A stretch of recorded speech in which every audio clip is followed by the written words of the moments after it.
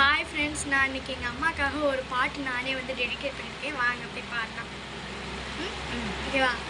வேறில்லாத மனம் போல் என்னை நீ பூமியில் நட்டாயே, ஊர் கண் எந்தன் மேலே பட்டால் உன் உயிர் நோக துடித்தாயே, உலகத்தின் பந்தங்கள் எல்லாம் நீ சொல்லி தந்தாயே, பிறப்புக்கும் இறப்புக்கும் நடுவில் வழி அனுப்பி வந்தாயே, உனக்கே ஓர் தொட்டில் கட்டி நானே தாயாய் மாறிட வேண்டும்.